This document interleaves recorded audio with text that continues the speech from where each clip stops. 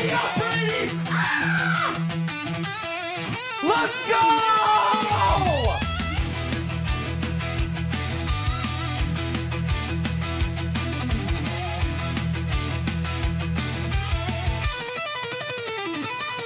This guy's silky.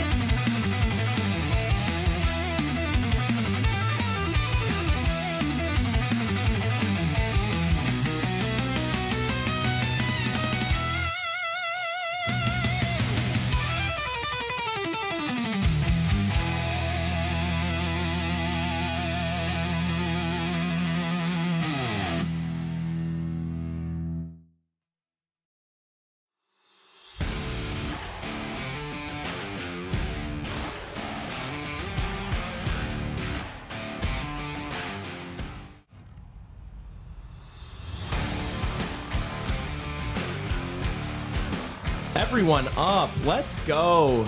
Let's go. Welcome back to Chicago Hockey Radio. We've got Lee, Justin, Natalie, Nolan, and Raven in the studio. Tassos and Tim Tebow around as well. Full strength today. Woo. A lot of news, a lot of NHL stuff going on. Packed show. We're going to be talking about the draft, obviously, that just went down. Free agents are gonna, that frenzy's beginning tomorrow, right? That's right. 24 hours from now, actually. Yeah. Wow. Kyle will be in hibernation.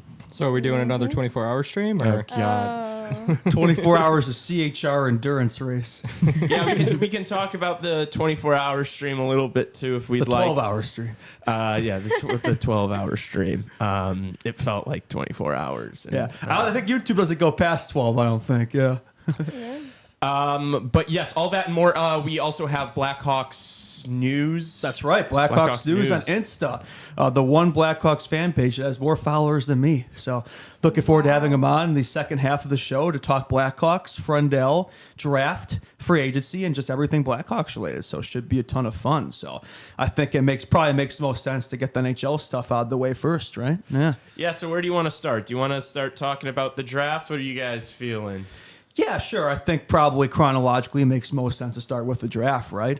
Obviously, Matthew Schaefer going first overall to the Islanders. Good for him, right? Obviously gone through a lot, fought through a lot of adversity, and should have a hell of a career. So good for him to go number one. And I think we're all just really excited to see Michael Misa go to the Sharks at number two. Did you see him on Chicklets?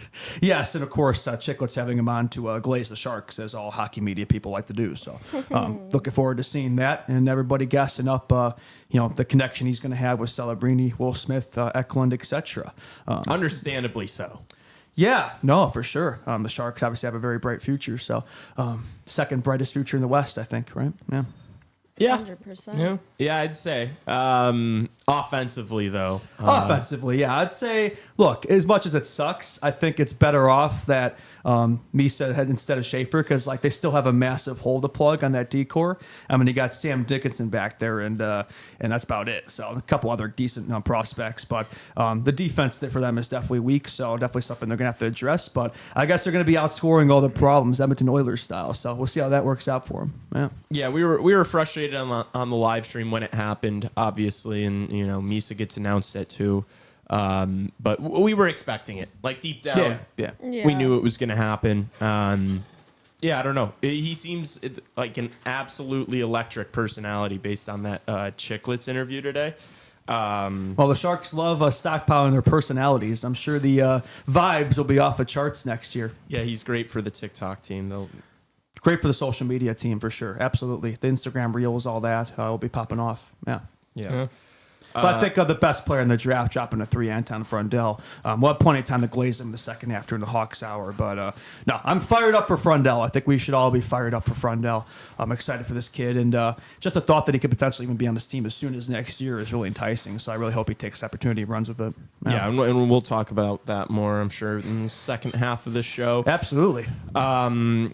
Roger McQueen, drafted by the Anaheim Ducks, gets flown on a helicopter to Disneyland, chops it up with Donald Duck, and gets the 95 Lightning McQueen jersey. Ka-chow. Pretty sick.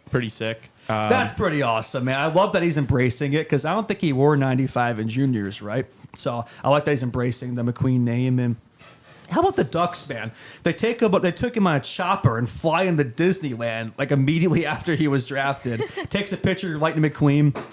And yesterday, I believe at an Angels game or something, the 95 unveiled. So that's pretty special. Good for him. And once he makes the NHL, man, that's probably going to be amongst the most highest sold jerseys in the league, you would think. Yeah. Really? Yeah. Are you kidding me? I have a Queen 95 jersey. It fits too with the Disney theme there at the Ducks. They used to be called the Mighty Ducks, right, when Disney owned them. So, But what if he's ass? I don't think he's going to be asked. 10th overall pick. Obviously dealt with injuries last year, but a lot of scouts were saying if not for the injury, he probably would have been picked higher. So I think he's going to have a just fine NHL career. Yeah. Okay. And just remember, with a little bit of rusties and an insane amount of luck, you too could look like me. He needs to get the rusties. Ciao. I love that. I love the reference game going off here. That was my favorite childhood movie, man. Cars. Such a good one. Yeah, it's what got me Great into movie. motorsports. Is my second favorite sport after hockey. So, I also watched. I got to just say this. I did watch the F1 movie this past weekend. Absolute Cinema. Highly recommend it for all of you. Yeah, it was good. Very good. I know you're not a big motorsports guy, but I definitely recommend it. Yeah. Fair enough. Can I ask you all a question if you would like to answer it? What's that? Who outside of the Blackhawks? I guess we can include the Blackhawks in this. Who do you think was the winner of the draft? It might be an obvious pick, but it's hard to bet against the Islanders. Not just Matthew Schaefer, but the picks they got like in the middle of the round. Obviously, they got the 16, 17 picks from the Canadians in exchange for Noah Dobson. But the fact that Eklund dropped all the way to 16, I did not see that one coming. So that could be a potential first-line winger right there. And then Keyshawn Aitchison probably could be one of the best defensemen in the draft class. So that's three really good studs in addition to Schaefer they'll be getting in this draft. I'd say they're definitely up there for sure, besides the Hawks. I'm sure everybody's going to be saying the Sharks. But yeah, they did have a good draft. Obviously, Misa, that McKinney guy dropped all the way to 53. That was probably a win for them. They got Ravensburgen as the netminder. Although they already have a Scarov, so I guess they're going to be fighting for the top gun there. But the Sharks did have a good draft. Oh, geez, voice crack. My goodness gracious. But that's me talking about the Sharks. They get voice cracks. Yeah. But I'd say, and Hawks are up there. I wouldn't say the winners, but I'd say top 5. Yeah. Top 5. Yeah. Top 10. Top 5 might be a little biased. Top 10. Top 10. I'm excited to talk about Nashville and West a little bit more in the second half of this Kanye program. West? Yeah. Wake up, Mr. West. Yeah. I think for me, someone who had a very underrated draft was the Philadelphia Flyers. I think getting Martone to fall all the way to 6 right there. They had a lot of depth with guys like Murtaugh and Carter Amico, Shane Van Shaggy, Matthew Gard out of the Western League. I think outside of them picking Nesbitt at 12, I believe, trading That out was of a trading. head scratcher. Yeah, I think outside of that, I think Danny Briere did a very good job with the Philadelphia Flyers draft this year. And you bring up Martone dropping to 6. How about for the Bruins, James Hagen's dropping to 7? I think that one's going to age pretty poorly. I think he's going to make teams pay. I can't believe it. You would never have thought before this year that Martone Hagen's be picked at 6'7". I always assumed they'd be like 2'3" or something. 6'7". So, yeah, 6 foot, 7 foot. Yeah. I think James Higgins is going to be an absolute dog. Yeah. I'm going to be rooting for him heavily. I always root for the Team USA guys. He has a really far commute there, going from Boston College to Boston Bruins. It's like that scene in Toy Story 2, driving across the street to work there. So, I'm sure I'll be fitting nicely there. Yeah. Yeah, that's just like feels like the next Boston Bruins. Yeah, star. exactly, It's yeah. like you just see him in the jersey, and it's like this kid's gonna be a superstar. Yeah, no, you could tell he's got the aura about him. Good American boy. Bruins love their good old American boys. So, I'm sure he'll fit in nicely there. Yeah, absolutely. Lee, never say that again. What did I say? That sums up every show. At some point, it's like, Lee, What did I do this time? I don't know. I didn't hear Oh, anything. 6'7". Oh my! Yeah. I had to. Lil Wayne reference. I couldn't resist. Any more like first round talk? You guys, anything that I'd you say saw Lyndon or heard? Lakovic dropping to 27 was a bit of a shock. Malcolm Spence, I assumed he'd be a first round pick. Yeah, and that was crazy. He dropped all the way the second He's round. going to be a so. steal. That another guy, and the Rangers took him in like the 40s, didn't they? Correct. Yeah. So That's that another one's, guy that like I don't know, all the tape that I've seen of him, it's like this kid's gonna be an NHLer. Like, Yeah. why is he dropping? So I There are didn't a few understand guys that. in this draft who dropped probably a bit further than you would have thought, right? So, and I'm sure as usual they'll make them pay. The Capitals love taking those guys. Like a lot of times when those guys drop, they fall in the Yeah, the Caps' risks. laps. Yeah, so I like that. Take it simple, right? Take the BPA, best player available. But a lot of teams don't seem to be drafting that way now. It's more based off of team needs and philosophy, stuff like that. I'm overthinking it. So, but this draft, I think everybody was saying like very top heavy, but definitely maybe not one of the deeper drafts of all time. So I do like Kyle Davidson's decision to kind of take some risks there at 25 and 29. Like you said, we'll get into it more in the second half, but two very intriguing picks for sure. Absolutely. I think something that stood out to me during the NHL draft was that 2 goalies were selected in the first round. I feel like you never see that anymore. Yeah, when's the last time that happened? It's been a while. Yeah, you don't see a lot of fact check goalies this. taken high up, right? I mean, obviously Ravensburg and then that Russian kid, yeah. So yeah, a lot of goalies in this draft in general. It's definitely a very goalie heavy draft. So maybe that'll be this draft class legacy. Yeah, 2012 maybe style draft. Yeah. You didn't want to try to pronounce Pyotr Andreyanov. Yeah, I skipped that one. Like, yeah, that other guy. Yeah, fair enough. Something that really grinded my gears, and I talked about Brady it. Barton. You didn't like that he was at the That farm? shit pissed me off, man. How dare he work at his family farm? If you weren't here for the stream, I got really upset. Brady Martin got picked 5th overall by the Nashville Predators and was too busy working on his farm in Canada to come to the draft. And I don't know why it just irritated the hell out of me. It's like that's something you do if you're going like 1 or 2 and you're like him, like if Michael Misa wanted to do his own party at home and like didn't go to the draft, I'd be like, all right, this guy kind of sucks, but that's cool. It's like, dude, Brady Martin, like, is sticking on the farm, and they were like, oh, it's because he needs to work on the farm. It was just a party with fans. I don't know. It shouldn't irritate me as much as it did. I just had to say that again, how annoyed I was after You that. couldn't get, like, everybody's saying, oh, it's a season. It's like you couldn't get one day off for the best day of his life. I don't know. Right. Like, biggest day of his life. The National Hockey League draft picked top 5. It's not like they were always watching anyway. You so think I don't he know. did any work that day? No, dude. He was just sitting He was around just with anticipating family. the draft. He's I just don't too know. cool for Yeah. that kid's a bust. I see it now. I'm calling it now. Brady Martin is never going to amount to anything in the NHL. One Wow. game in the NHL, and that's Wow, it. that's cold, man. That's I've cold. seen enough chat. So I have an update to my research. The last time that 2 goalies were selected in the first round was 2021 when Detroit took Sebastian Cossa and Minnesota took Jesper Wallstedt. Only 4 years. I would have thought longer ago than that. Big but- names there. Before then, it was 2012 when the Lightning selected Andrei Vasilevsky, and 24th overall Hawks legend to the Bruins, Malcolm Subban. Oh yeah, that's a Blackhawks legend right there, Malcolm Subban. Anthem legend, too. I think another interesting draft code, Radim Murka from Buffalo. I love the duality. It's like the 9th and 10th picks. One of them, you see Murka just looking depressed in a Sabres uniform. And then you see McQueen partying it up in Disneyland. Just the duality of 2 men there. What do you think of Radim Murka's nickname there? Did you see that, his nickname? No, what is it? Oh, actually, I won't say it because it's not something I should say in the show. Oh. But the chat will get the reference there. I found it pretty amusing. I just had to get that out there. Yeah, poor guy getting drafted to Buffalo. Yeah. No, he'll be traded in 5 years. Yeah.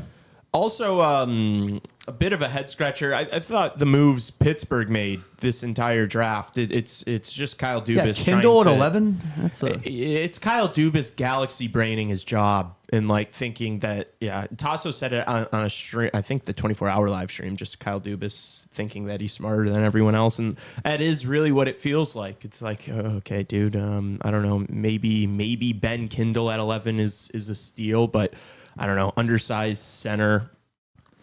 Yeah, Probably could have gotten him later in the draft. I don't know. Yeah, I don't know about that one. We'll see. Also, another thing, just in general, like Denoy and Martin 4-5, Martone Higgins 6-7. I think that's going to age. I don't think that's going to age well. That's all I'm going to say. Yeah. I think those 2 are probably like really good second liners, probably in the NHL. But Martone Higgins, I think both of them are going to be stars. So I'll just get that out there. Yeah. Yeah, and that goes back to like these storied organizations like the Philadelphia Flyers and the Boston Bruins. It's like they're good for so long because they do things like this and draft the best players available in the draft, and they don't galaxy brain and think about guys with high floors when they're picking in the top 10. Just Denwye going to Utah, Brady Martin going to Nashville, and then of course Philly and Boston should have been standing a bit on the outside there, picking at 6 and 7. They shouldn't have had that good of talent available to them, but I guess we'll see. I just feel like some of these kids who kind of rose over the past couple months, like quickly, like the Brady Martins and the Denwyes.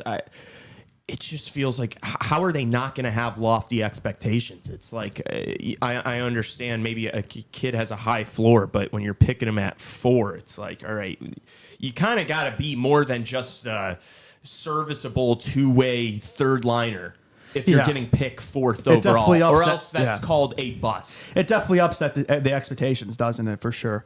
We'll see how that pans out for him. But amongst those, I think Rose, I'd say towards the closer to the draft, I think Frendell is going to age the best. I'm not just saying that being biased, but watching the tape and all that, I'm getting pretty fired up for that pick. I'm not going to lie.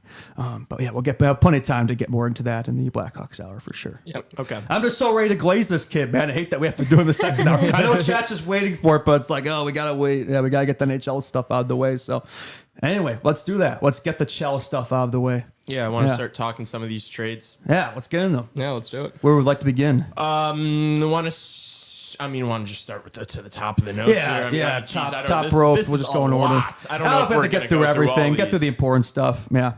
I don't know if we have to talk about Sam Bennett's extension for too long. I think we kind of saw it coming 8 by 8 days ago. Yeah, good for Florida. Yeah. Charlie Coyle traded to the Columbus Blue Jackets, and Colorado in return getting Gavin Brindley and a couple of draft picks. I thought it was a total win for the Avs. Yeah. You get an exciting young prospect in Gavin Brindley, who I tweeted it out. I haven't seen much of his tape since his World Juniors performance, but I thought he looked absolutely electric for the United States. I don't get this trade for Columbus, man. I know Coyle, maybe that's a guy who helps you more now, but Brindley, good Michigan boy, teammates, obviously coming up of a lot of those Blue Jackets prospects like Fantilli. Like I just don't. Best friends with Adam Fantilli. I don't understand this move at all. Like Coyle's not a needle mover, man. Like he's a good player, but is that going to be the difference in making the playoffs and not? I don't know, maybe. So I think the rationale for Columbus is they probably feel as though they have their top 6 settled.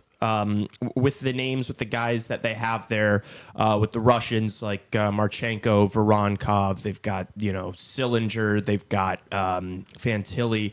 I think and Monahan obviously is the 1 seed. I think they feel as though they've got their top 6, and maybe they don't see where Gavin Brindley would be sliding in over the next couple years. And you're just trying to shore out your bottom 6 with that move. Get a little deeper, a little tougher to play against with Wood and Coyle. Obviously, you look at the trade and you think Brindley's probably the best asset involved here. Yeah, well, then great. You just have the best third liner in the game. Yeah, I just look at the Panthers, man. Like look at them stockpiling. Like they have a bunch of top 6 talents in the third line. A lot of NHL teams have top 6 players in the third line. Really, I call it more of a top 9 now if you want to be a true contender than a top 6. So I don't think that should be what for Columbus. Brindley's small though. Yeah. He's like really small. Yeah. I don't know what his. I guess I should have had that pulled up. We'll see how well that one ages. I don't think that one's going to age well. I think for Colorado, I think that's an absolute steal, and they need more. They need more guys in the system, right? So to have a guy like that coming up and could be a core piece there, yeah, that's a win. Yeah, I agree. It's definitely a win for Colorado. Frees up cap space too. That's like the big. Oh no, you lose Charlie Coyle and Wood. Yeah, frees up cap space for Colorado. Yeah, and then Columbus just gets a little more solid in the bottom 6. I think Columbus was just outside of the playoffs this year. I think they feel like next year all those guys are going to be a year older, a year better. I think they feel like they had enough. Like I don't know if they need to make like massive swings. We heard that they were in on Dobson, but other than that, yeah, it might just be trying to solidify the roster and kind of run it back. Yeah, no, fair enough. Oh man, Thomas in chat tore his ACL. That feels bad, man. Yeah, prayers up to Thomas. Best of luck in your recovery. Dude. That stinks. Thomas, the Chicago Bulls could use you.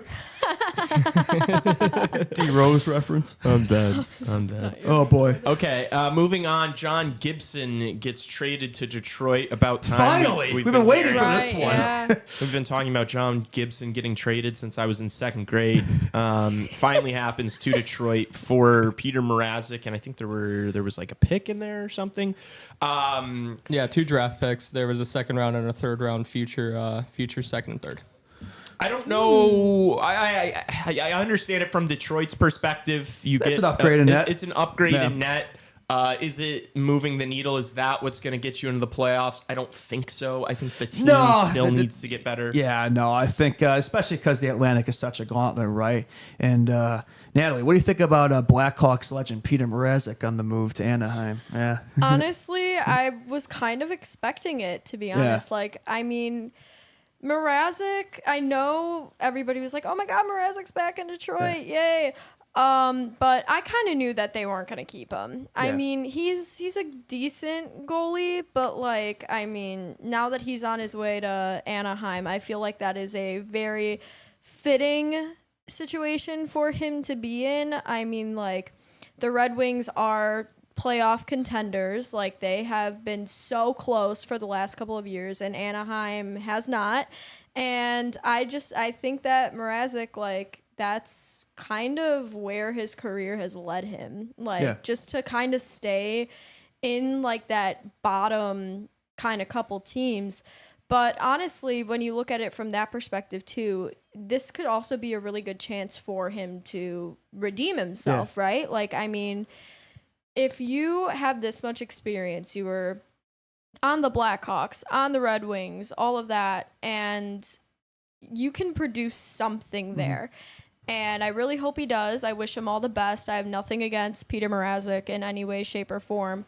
But yeah, I mean, it was expected, and I feel like it says a lot about the way he has been playing over the last couple of seasons. And yeah, I mean, maybe Detroit just didn't really see him as an asset anymore. So they sent him to a place where he probably could be. And in return, like you said, it was an upgrade. So for sure. I feel like Detroit won that a little bit. So yeah, I mean, good luck there. Penguins in chat. Mrazek is tanking team's dream goalie. I mean, honestly. We know. Yeah, pretty much. Joel Quenneville now, Peter Mrazek, Anaheim, taking the Blackhawks sloppy seconds. I guess I don't fully understand it from because Anaheim's like trying to make a playoff push this season. I think know if Dostal is their guy. Mrazek will be the backup. I don't know if this move Maybe a tandem. Yeah, it doesn't make them better. It frees up cap space, I guess. Gibson making 6.4. They didn't really need Gibson anymore at this point, Right. right? I think it's a win-win for both sides. Mrazek wasn't going to be like the full-time, I think, starter in Detroit. Like, they're not tanking like we were, obviously. Yeah. So they get an upgrade net that they've needed for ages, probably ever since the Yzer plan started. They finally solved that equation. I know he's past his prime, but Gibson's definitely still an upgrade. And Mrazek, probably at this stage of his career, probably shouldn't be a starter. So I think him being a backup in Anaheim, that's a good spot for him. Yeah. I'd imagine they're going to let Alex Lyon walk in Detroit now because you've got Cam Talbot there still for another year. I've got a couple of thoughts from Anaheim's perspective, if you guys don't mind. One, I think, bringing in Mrazek, another Czech guy to back up Dostal, I think that was a pretty smart move on their part. But then looking at it from the other perspective, they made another move this weekend where they re-signed Ville Husso. Yeah. So I was very confused on that. Okay, yeah. that probably means, the Lions definitely out then if they're re-signing Husso. Well, Husso's in Anaheim. Right. Yeah. So my bad. Yeah. So Anaheim's got Mrazek, Husso, and Dostal. Dostal being in RFA.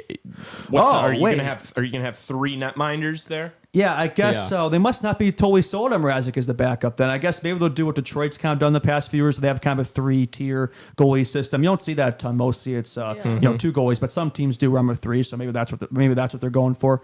I don't know. That's a bit of a question on Husso.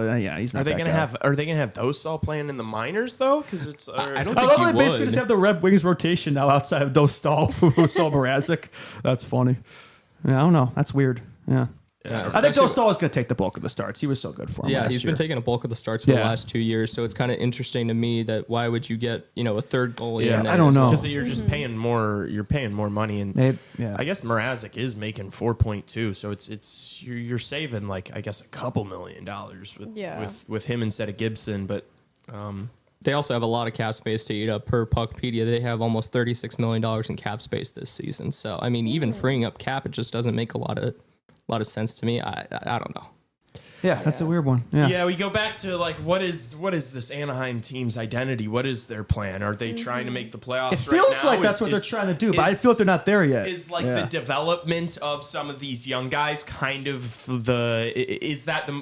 like this year for the Blackhawks, development for these young players was the priority, and that's going to be the priority next year. We know what their identity is. Whereas, the Ducks team.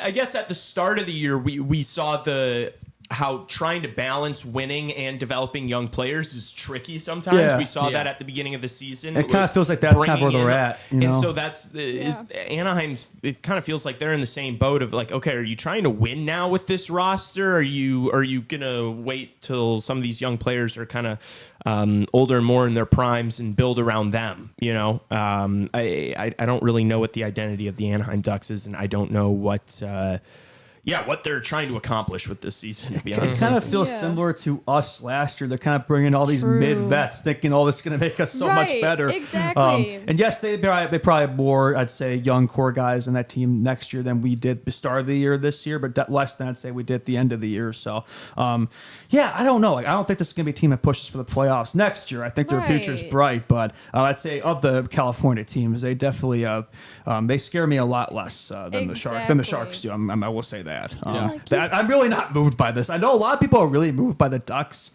I'm not really moved by the Ducks. No. Like, they don't scare me at all. I have more questions than I think pretty much any team in the NHL. Like, what are Anaheim doing? I don't know. And I do think that's Zegras. I know he was struggling the last 2 years, but I do think that's going to age very poorly. I think he's going to have a renaissance in Philly. Yeah. And I mean, you think like playoff push, like you ask, what are the Ducks trying to do? And you think, they're trying to win. They're trying to make a playoff push. I don't know if signing Peter Mrazek would be, this is how we're going to make the playoffs. That's the needle mover right there, right, Mrazek. Exactly. And like I mean, just kind of how you were saying, I don't think, at least from what I've seen him do, I don't think Mrazek was meant to be a starting goalie. Yeah, no. The only reason he was starting the last few years is because of the position that this team's been in. We haven't had solid goaltending in a while. But I mean, even kind of like with Skinner too. Like now hopefully Edmonton can bring in a good goalie. And I just feel like a lot of the stuff that Skinner has done too is kind of reminding me of Peter Mrazek just a little bit. That's actually a good point you bring up, Liz, because like I feel like they should have been all over this. Like I feel like Gibson and Edmonton would have made way and more sense for Gibson too, because Edmonton's a hell of a lot more of a contender than Detroit is. Like he's really not going to a much better team going from Anaheim to Detroit. Like that's not that much better. That contract is kind of brutal though for John Gibson. Yeah, and at this stage of his career, like I feel like that Oilers would have made way too much sense. But I'm sure Stan Bowman's he would have never even thought about that. So I guess they'll be running it back with Skinner. Well, he might not have wanted. He might not have wanted that What did I say? It was $6.4 million for. It would have given him much more room to do much else. So maybe that's a thought process. I don't know. Especially when they have to re-sign Bouchard this offseason as well. Oh yeah, that should be top of the priority list. Locking up definitely. Bouchard to that $11 million contract. He's definitely worth it. And that Connor McDavid guy. Yeah, he's sort of important. So he's all right. Probably got to save up money. Yeah, fair enough. Find someone to put in LTIR. Yeah. All right, but let's do a little bit of Nashville talk. I know you're super moved by this team, Lee. Yeah, I don't really. That's another team where it's like, what's the goal here? I mean, I guess it's more clear with Nashville. They are trying to like bring back this group that they brought in this season. They're running it back. They think they have something there. Bring in Holla and Haig now from Vegas. It's just like this is going to be the oldest team in the league, I'd imagine. It's like they don't have anybody under the age of 24, it feels like. I don't know. Is it going to magically work this year in Nashville? Those are the needle movers, Lee. Playoff push next year.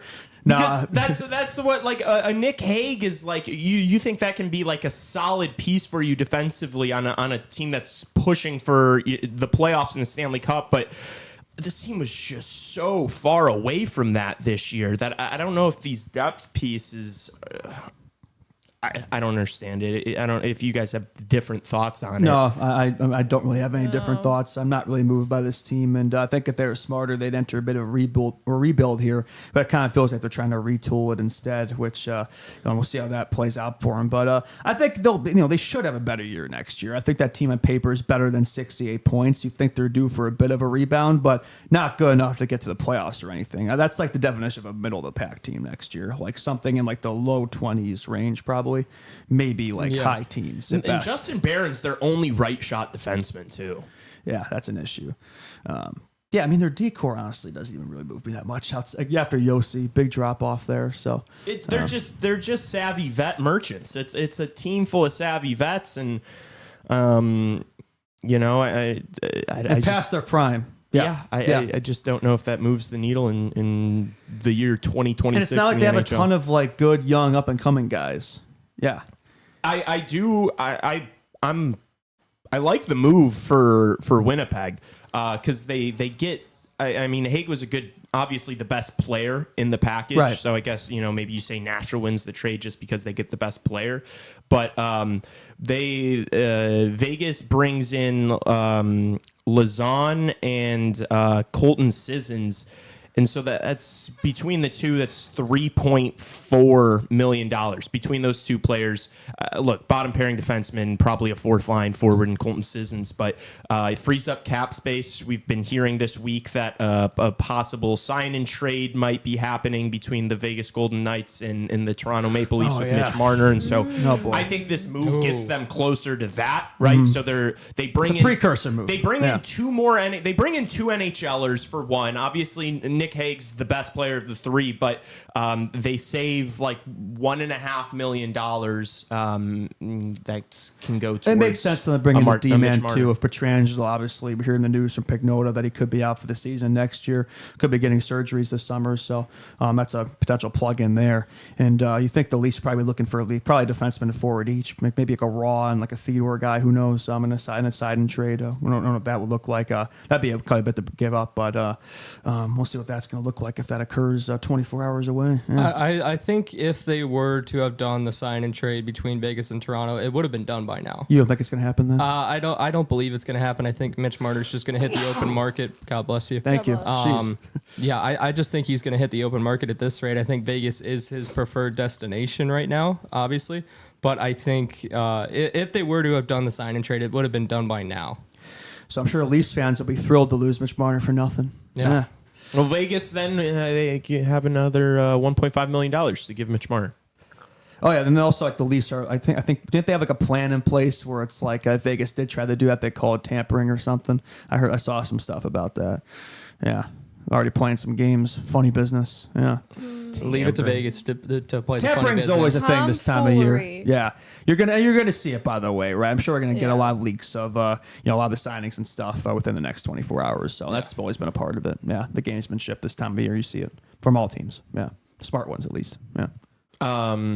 And then wasn't Friedman saying that Marner might be looking for like more of like a bridge deal rather than like a long extension? Not a long-term deal. I think probably like $4 million, maybe 4 years, $12 million, probably something like that. A bridge deal probably to get him to the next contract when the cap goes up, and then it could really go hard in the next one. So a little bit of an update to that. That was looking like what it was Saturday, but I was listening to the Spit and Chicklets interview with Elliot Friedman that was recorded last night, and he got the feeling that it would have been a longer deal for Marner. Oh, it is going to be a longer deal, I think. Well, longer. So in the notes here it says might be looking for longer term, and then it says in parentheses 4 years. Is that? I don't know if that's so. Long it was term. On Saturday he reported it was about 4 years, $12 million. But now after listening to the interview last night, Marner might be looking for like a 6-7 year deal now. Gotcha. Okay, Yeah. so I guess So they've, that's on me. Kind of No. confused that in the notes. So Oh, good. Yeah, but I think I'm just looking forward to the Mitch Marner stuff being over. I might be the only person who's absolutely sick and tired of talking about I'm like, Mitch Marner. dude, make up your mind. I Just go somewhere, please. Yeah, I can't wait to just see this done and just this rumor speculation done. Just see his new destination and. If it's gonna be Vegas, though, I mean, better Vegas than like the Sharks, for instance. Well, that's just another team that's gonna beat up on them and probably help them McKenna race. Actually, I mean, that's not a good thing, but yeah, Vegas is definitely that's a Mitch Marner destination if I've ever seen one. which I think poses the question for next off season: what happens to Jack Eichel? Yeah, it is a Yeah. question mark, right? Because he's definitely due a pay if raise. they do commit to Mitch Marner, and that's going to make keeping him around a bit tricky, isn't it? Yeah. It could be good news for us. Yeah, could be. Yeah, if we're going to be waiting around until next season to start spending money and Yeah. upgrade this team and getting Bedsy his guy, then yeah, I'd say hopefully yes, pay Mitch Marner $14-15 million and let him fall in our laps. Yeah, why not? It's a smart play. Yeah, everybody's talking about Kaprizov, McDavid, but I don't think either of those two are. I mean, Kaprizov is the Minnesota Wild franchise. I mean, there's going to be a lot of talk around that. I don't think he's going anywhere. And McDavid's McDavid, so I think he's going to stay loyal. So, Yeah. But Eichel, that could be a possibility. Interesting. Delusion. Maybe in a Kempe as well. Can't be. That'd be a solid one. Kempe would Underrated. be cool. Underrated. Alex Yeah. Tuck, Alex Tuck. Yeah. Nick Schmaltz, former Hawk legend. No, well, let's not be Stan Bowman here bringing back former Blackhawks past their prime. That doesn't move me. If we're bringing in somebody next summer, it's got to be like a big piece, not just a solid piece. And I believe Kyle Connor's contract is also up. Now now you got my attention. Now they'll probably be re-signed, but he's a Jet. But yeah, that now you got my attention. Yeah. And then Calgary re-signs Kevin Ball. He's a baller. Ball so hard. 6 years, 5.35 AAV, making the Alex Vlasic contract look like an absolute How is peach this of a guy contract. making more than Alex Vlasic, Lee? I'm okay with it. Yeah, Kowalski analysis. I truly can't even describe that. I mean, maybe he's better than I think, but Kevin Ball was making over $5 million in the year It feels 2025. like a lot. I understand he's a good defensive player, but that's a lot of money and that's a lot of term. I don't know. It seems like the sentiment is people are happy. I'm just looking at the replies of the Twitter, and a lot of Flames fans are very happy to have him locked up for several years. Oh, but it's great for them. Yeah. Still Flames love probably their mid. maybe a little higher with the dollar amount there than Can we than get you'd much like. higher? Do you guys think now that Kevin Ball signs long term that this puts Rasmus Anderson's Flames future in question? When's his contract up? His contract is up next season. Oh. And I know there was Well, rumors they have a lot flying of money around. to go around, though, right? they have a Yeah, lot they of cap do. space. They They're do. going to They be have just a ton. fine. They're going to lock up Anderson. Yeah, I just think Anderson's such an intriguing piece because I know there were rumors flying around at the draft. They can't lose him. He's their top defenseman. Yeah, but I mean, you got guys like Zane Parekh coming up now, so Yeah, no, I still think you're going to want to have him around while these young kids are coming in, right? Yeah, mentor him. Yeah. Yeah, no, I don't think he's going anywhere. Yeah. Although he probably could command quite a ticket, so we'll see. Well, yeah, he's going to make more. Well, it depends how he I would plays imagine this he's year, going to yeah. make more than 5.3 then. You would think. know? How much is he? He's got the Vlasic contract right now, so Yeah. he's going to make more than that for sure. Yep. Watch Marner rage bait everyone in the least resign him. Yeah, I'm sure Tassos would love Right. that. By the way, because I see Kyle pick up the phone. Chat, if you're expecting not to get Hawks talk in here in the NHLR, but I'm just saying, brace yourselves. Keep expectations in check over the next 24 hours, like based on everything I've read from Powers and Laz and all the Hawks insiders. I am not Ain't expecting much from doing Kyle anything. Davidson. Yeah, why? Well, yeah. also at this point, why would we want him to who are you going to go out and bring in right now?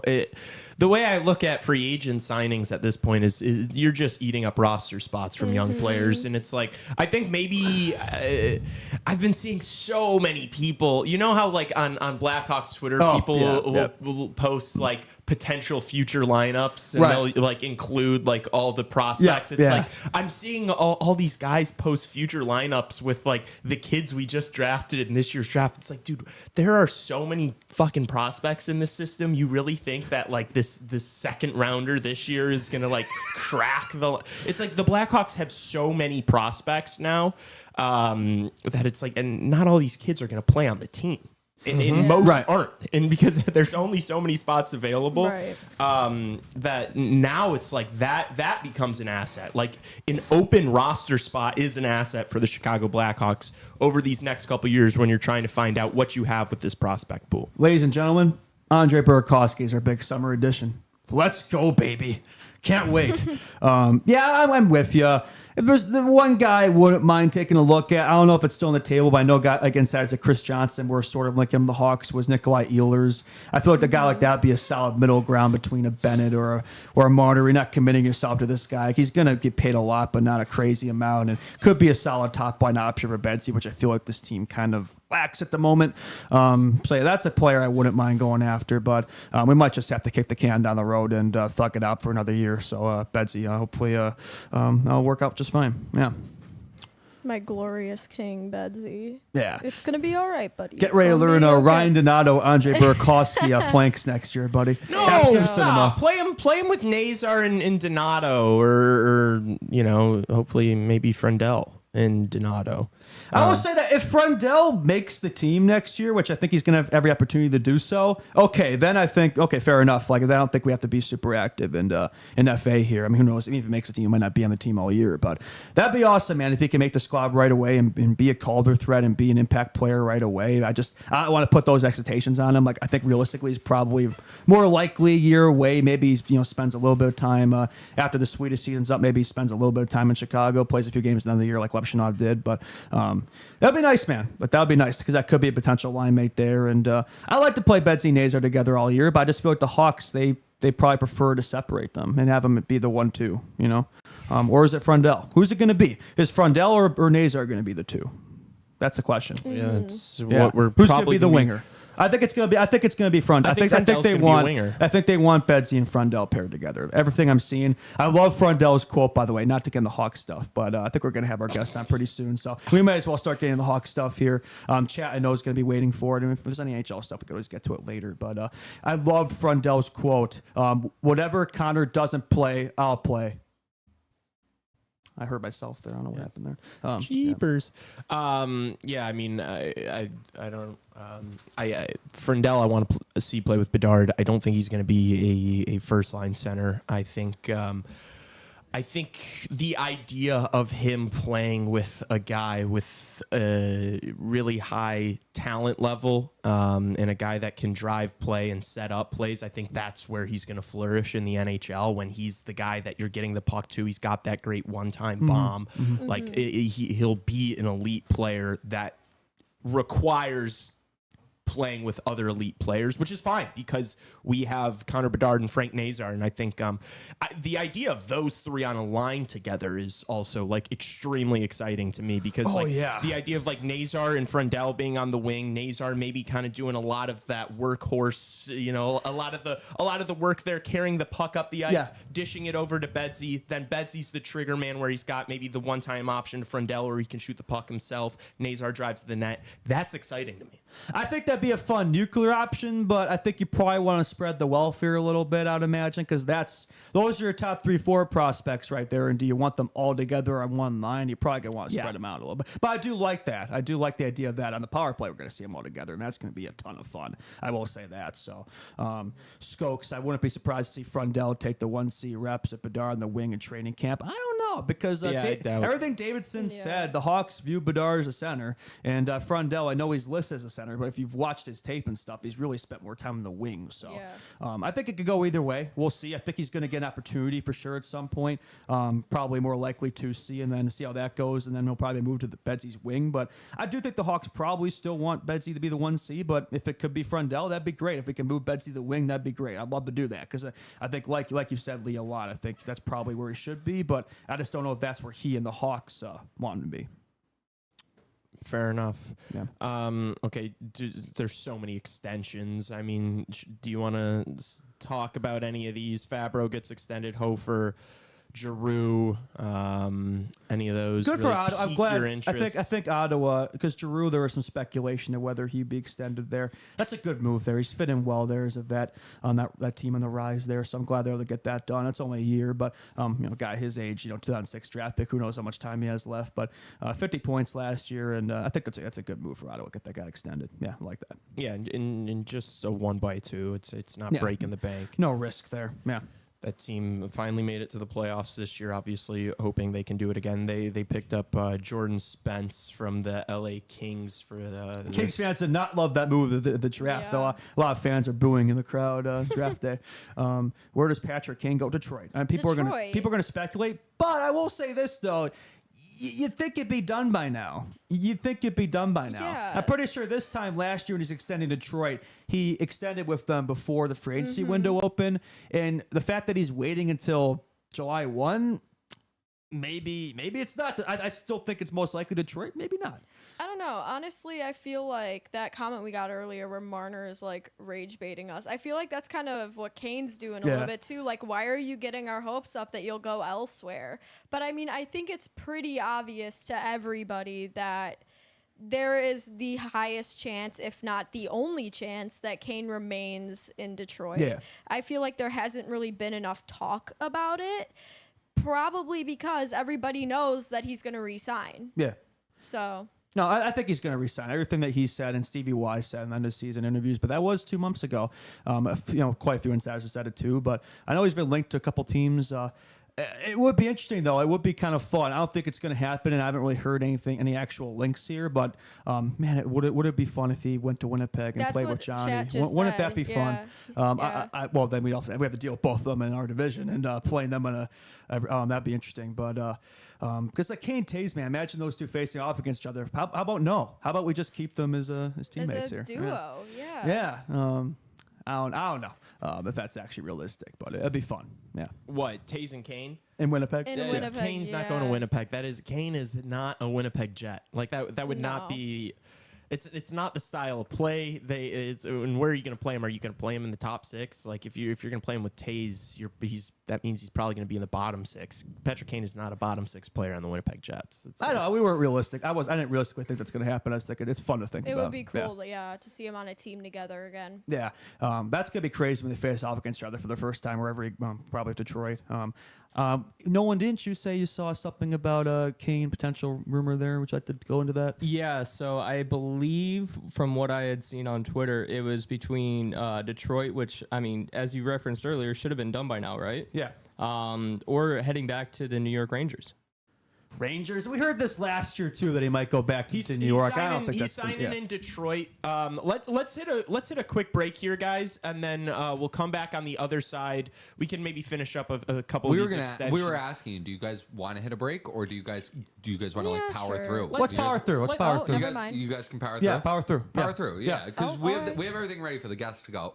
He's going to come on. But he's going to come on in like 5 minutes. So I assume that if we're taking a break, we have to take it now. Okay, so no break today. Oh, No break today. Oh, okay. That was the point. Now or never. Because the guest is coming on. It's now or never. That's why I said break. Break. Break? Yeah. Yeah, break. Yeah. All right, we'll be back on the other side. Keep it here. Back Go in a team. sec. Break.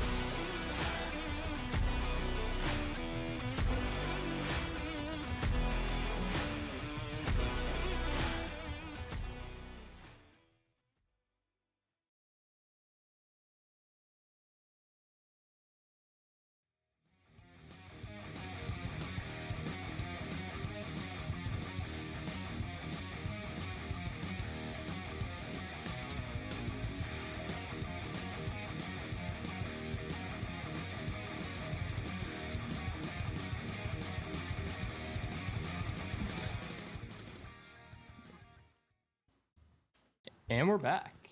Hello, we're back, department. I would like to file a claim. claim. Yes, sir. Chat, this is Raven. I'm going to own up for that mistake. That was not Nolan's fault, so that is on me. But we'll what have the mistake? guests joining. Yeah, you guys didn't even know. So Yeah, I didn't realize it. it's only the viewers will know. That's Yeah, right. So you're forgiven. Our guest will be joining momentarily. All right, we can't wait. Anyway, let's tee up some Hawk stuff. We got development camp week, baby. I can't wait to see some Anton Frundell off-ice content because we're the only team in the National Hockey League that does their dev camp entirely off the ice. Yeah, Geniuses. what is the point of that? Can I Oh, break it some builds news real synergy, quick? It builds Whoa, breaking chemistry. news, Oh, breaking boy. news. Breaking news. The Detroit Red Wings have traded Vladimir Tarasenko to the Wild in exchange for future considerations. Our Wait, favorite player. considerations Our for favorite Tarasenko? player. Our Taras- favorite player. I thought we just got future considerations. Yeah. He's gone already? I guess that's his, Dang. twin brother or something like that, if I had to guess. Wait. It's a prestigious hockey family. Yes. The Tara- consideration. Tarasenko just for future consideration. Correct. Wow. Well, you know what? It's actually not that shocking. He had, I would say, as someone who watched a lot of Red Wings games this past season, he was pretty atrocious. I think he had 11 goals, 22 assists in 80 games. His contract, I don't know exactly what it was. I want to say $4.75 million. so that's just to get rid of salary for Detroit and go after somebody better in FA. That's Yes. what that is. Yeah. Or just give it all to Patrick Kane. That could be I'm just kidding. But still, future considerations for Vladimir Tarasenko. Could you imagine saying that like 5 years ago? That's wild. Isn't that? Yeah, That's the Blues so legend. Oh, how ironic that he's wild. going to the Wild and you're saying, no, that's wild. Hey, I didn't even catch that. Wow, nice See, pun look, game. Look Thank at you. me. Look Yeah. at me go. Impressive. Very nice. Thank you. I like the move for the Wild. I know he had maybe a bad year, but Kaprizov? Tarasenko Kaprizov, the Russian duo. Yeah. Could revive him. Play him in Yeah. the top six. He's going to Yeah. be on a better team. Maybe a bigger role. I don't know. We'll see where he ends up. Yeah, where would he slotting slide in here? in. Yeah, And let's also bringing in Roman Kantarov's teammate Danila Yurov from Russia over to the U.S. and that playing right? him at the So Wild. another Russian. Ooh, Another Russian sneaky connection, moves. yes. That could be like that's very sneaky stuff from the Wild. Yeah. I wasn't familiar with your game. Yeah, I could see him slotting in the set. You know what? Like bump maybe Johansson down and like what? Tarasenko, Eriksson, Boldy. That'd be a pretty damn good second liner. Bump Zuccarello down, Kaprizov. Well, if Rossi's still there, and then Tarasenko. Yeah, I don't know what the deal is with Marco Rossi though. I think they'd just be smart to hold on to him, but it feels like he's probably inevitably gone. We'll see what happens there. Yeah. Yeah, or even on like a third line with Hartman, and then give him some power play minutes. How about Hartman, Hinostroza, Tarasenko, third line? I didn't even realize That's Hinostroza nostalgia. was. I didn't All right, even realize guys. he was on the team Wow, until that now. is Wow, Blackhawks crazy. legend. Yeah. Yeah. Are we being joined? Yeah. We All are right, being and joined. now joining the program is Jake. His Instagram is Shy Blackhawks News. Jake from State Farm? How are you doing today, Jake? Can you hear us? He is muted. He is muted. Can you unmute? How about them Bears? Okay. Jeez, come on now. Super helpful. Oh, come on, man. I would say until then, how fired up are we for Anton Frundell chat? Fired up for Frundell. Fire me up, Anton. I can't wait for the first official Frondell Friday with Anton Frondell. That's on right. the 4th of July, too. It's just... Oh, dude, he that's left. gonna hit like crack. Uh. Uh oh. All right, well, we got All a little right. bit of technical difficulties here. Oh boy. I swear, Nolan, every single time you're like, can I break something real quick? I think it's going to be it. I think it's going to be the thing. What, like, the Hawks are making a big move, or like Marner's going to bring, or No, the no, no, Marner no. trade? Or, The one big thing that I don't want to happen but may happen. oh, yes. Hopefully I don't have to do that. If you do, that would be absolute cinema for Until us. then, I'd like to pose a question to all of you. Besides Anton Frundell, I'm going to run through all the draft picks the Hawks made. I want you all to pick a favorite, maybe an X factor, right? Number 3, Anton Frundell. Number 25, Vaclav Nestrasol. Number 29, Mason Westy. Number 66, Nathan Bem. I think that could be a sleeper. Yeah. Number 98, Julius Sumpf, the Reichel replacement from Germany. Don't even. Number 107, Parker Holmes. I don't know if there's any relation to Sherlock. Number 162, Ashton Cumby, best name in the draft.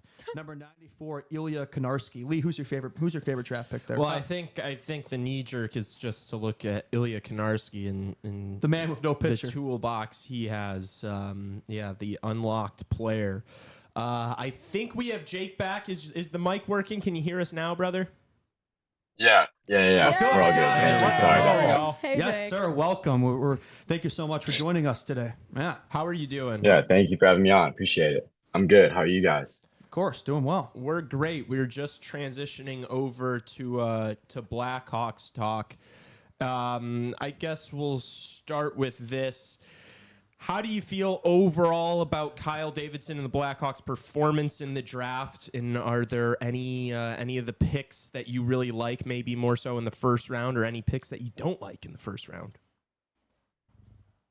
I think Brendel was pretty obvious. Like I think everybody knew that was going to happen. So, I mean, people talked about like a Desnoyers or a Martone, but that wasn't going to happen. And I know that in the days leading, people got excited about maybe Misa coming, but there was no way.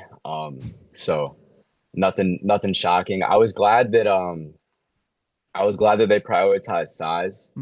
I think Davidson wouldn't admit it in the presser, but it was pretty clear that was what they were looking for. I think he ended up saying something like, they just happen to be big too, but Yeah, okay. like, I mean, it was pretty obvious that that's what they were going for, which I think was a good thing. Obviously we don't really have that. And I think it was smart to draft guys because with West especially, he's not going to be here for 4 years. I mean, I know people said that about Renzel too, but he's not going to be here for a long time. Yeah. And realistically, the guys you got now between like a Moore and even, I mean, to a lesser extent, but Boisvert as well, like they're going to be here maybe 1 or 2 years, maybe. You can't have all the guys come in at the same time. Like if you're drafting for readiness, like if you got like a Jack Nesbitt, for example, who's probably going to be in the NHL quicker, or maybe Borkoff, like you end up with too many guys that play the same spot. Like you don't give them an opportunity that way. So I think it was smart to go for guys that aren't going to be here for a while on purpose. Wow. I think that was a good strategy. I agree. Yeah. Taking some swings. I think Davidson even said himself, right? There's a quote here. I'll just read from via Charlie Meliodas, our boy. Kyle Davidson on drafting dual sport athlete Mason West at number 29. I just really wanted to get back in the first round and take what I thought was a grand slam hack. I was swinging for the fences and figured, why not? Let's go for a big one here. And so that's kind of what I did. So even admitted, like taking some gambles here, taking some risks, but why not? We have such a deep prospect pool. I think you can kind of afford to take some gambles like that, especially in a draft class like this that just feels so uncertain. So a lot of upside with that guy. A lot of intrigue. Yeah. But Jake, any concern about picking a guy in the first round that might not even play hockey? I don't think so. I don't think that's like a big thing. Like I feel like he would have to, like, especially knowing that he's in the first round now too, like he'd have to do some crazy stuff to get him to not play hockey at this point. Like, Well, so then I are was we, being are we kind of just praying for his downfall in this final season on his football team in high school? I think he's committed. Because I mean, what if the kid absolutely? I mean, because they know they're gonna let him play his senior year of ball. And look, I mean, I know he lives in Minnesota. He's a Minnesota kid, and hockey's big there, but it's still the United States of America. Nothing's as big as football. What if he absolutely lights it up in his senior season, and then it's like he's getting D1 offers from like big schools to He's play got a Betsy football? run routes with him. He's a football nerd. Yeah. I don't know, just a little concern there. No, nothing. Is it just me? Or are we all just? Are we all It's just you. You're just okay. All right. Yeah. I mean, okay. Just I me don't then. think. I mean, at this point, like you don't draft a guy that high if you think that there's a real chance that that's a possibility. And if that happens, I think it reflects worse on the Blackhawks than it does on him. So I'm pretty sure in his draft interview, I he said don't he's think they playing. would make a decision like that. You would hope not, right? Yeah. But I see your concern. I understand it. I would shocked. Have you guys gotten to see But- much of his highlights? There's not a ton on YouTube, but I see more of his football tape than his hockey tape, to be fair. And all of the Yeah. hockey I was tape gonna I've say seen- I've seen the football stuff. Oh, it's so- great. It's absolute cinema. Yeah, I mean he's throwing ropes out there. I mean he's a dog, and he's what 6'6". He looks pretty good inside the pocket. But the hockey tape that I've watched, to go back to your point, Jake, about this maybe being a guy that's when I look at his tape, that guy cannot imagine him being in the NHL in even 3 years. To be honest with The you, Blackhawks Like, he looks drafted so a far out. 5,000 yard passer before the Bears. Before the did. Bears, yeah. Yeah, there you go. Yeah. Oh, Worst case, he could be Caleb Williams' backup. You never know. Okay, I think we just lost our guest.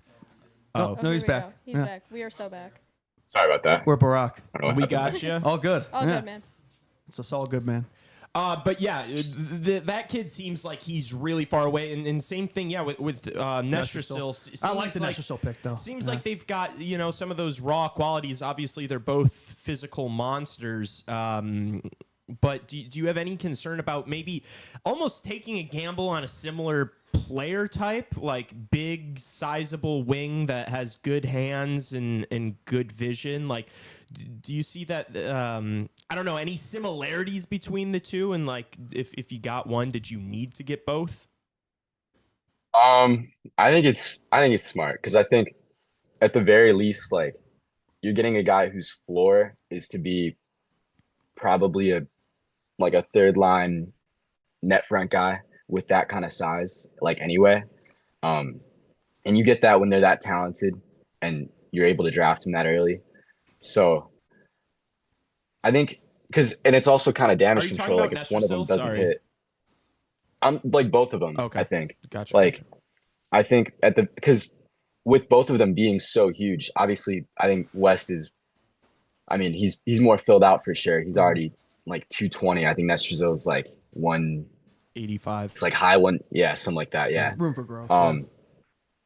I think either way, you get guys that will play in the NHL at some point. In whether it's a limited, I mean, they don't need to be Tage Thompson. Like, obviously, I think they want to say that they would be because that's the good big guy right now. But you don't need everybody to hit like that as long as you get players. I think that's what matters, and especially like you're not like forwards at that size. You don't get them. So like if you don't like how one of them is developing, I feel like that's an easier guy to flip than a 5'9" guy with a good shot. So For sure. I guess like the tape I've seen of Mason West, like if they're knocking Porter Martone skating, what are they saying about this kid skating? Because It feels like college drafting these guys more with a thought process. They're going to be dogs your bottom six, maybe West or a guy like that, maybe as tops. You're not drafting these guys with all the prospects we have. I don't think they're going to be top six pieces. Yeah, I think it's more bottom six dogs. The playing, which you kind of need that, especially come playoff time. You need guys with size and something like you said that we've been lacking this prospect pool.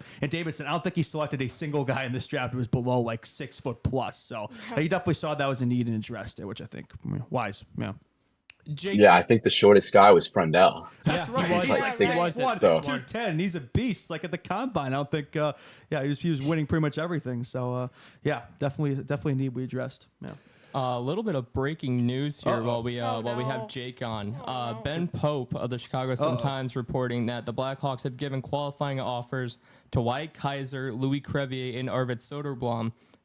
Philip Kershaw was not qualified and becomes a UFA. Oh, so no. I'm going to pose the Wow. question to Jake. What do you think about Philip Kershaw being unqualified? Oh no. Anyway, last week. Yeah, exactly. I don't. What does he do? Like, His downfall needs to be studied. That's what Yes. I'm saying. Yeah. no, you don't lose anything losing a player like that. Yeah, I agree. He was a beds merchant. Yeah. probably not an NHLer. Yeah. Swiss League. I'm glad they're Swiss League. keeping. I'm glad they're keeping Krebby. I wasn't. too. I figured they would, but Soda too. good depth guy. You don't need to play him. Like That's gives you the options. That So tells you they're thinking Soda's the backup next year, which I'm glad. I think you're in that spot. So I wonder if they're going to do a Broswa. If they're going to be, assuming Soda takes that offer and have the Knight Soda back on tandem there. What was Broswa's still on the docket That there? He's guy's still not on the real. books That for a guy year, doesn't yeah. exist. That guy's not a Just real buy him human out. being. I don't know. Go play in Rockford. I don't know. No one can convince me that Ship guy him exists. for future considerations. Yeah. I think he's an easy guy to trade, though. Yeah. Yeah. Yeah. There's not that many goalies out there this year. What's the best Edmonton. option? Jake Allen? Like, Yeah. Yeah. I mean, you have 2 retention spots right now. You're probably not going to really need them at the deadline. Like, I wouldn't mind using one on Brissois if you needed to, Yeah. but I would also probably wait until in season to trade him because what are you going to get for him right now? Probably nothing. But if you give him a couple games early in the year, looks good. Build the There's going to demand. be a team that's desperate. Yeah. Yeah, fair enough. So I also like Crevier. I've been high on Crevier. I feel like this entire You've been the season highest that fan he's- of Crevier. Yeah. I just see. I mean, he's just so big, and he looked like he could skate well enough. I just see a like a fine bottom pair shutdown defenseman. And yeah. Worst case 7th D. Yeah. And then obviously the Blackhawks having Lev and Vlasic and Rinzel, and then in the forward group you've got all these prospects. Do you think that the Blackhawks still need like 1 or 2 more high level top 6 forwards? meaning like drop one in today or Not the future? necessarily. Yeah, more for a future because Prospects. yeah. Well, you're going to get one next year.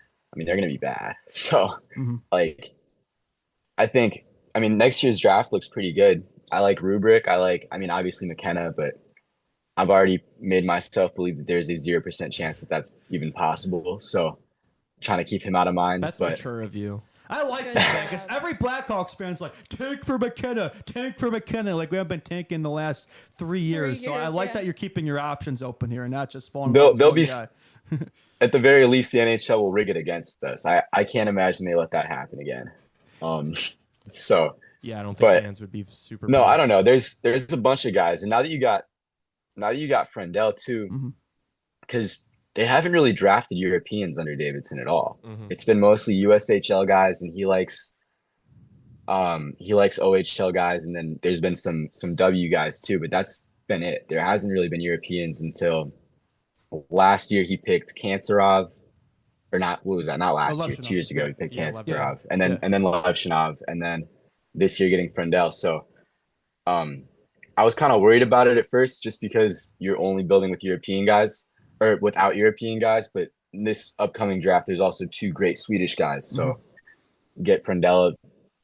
I don't know how much that matters to players, but I mean, I feel like you're more comfortable that way if you got a guy that speaks your own language. So Yeah, it's good to get There's some the Viggo player Bjork archetype and the- diversity in there. Yeah.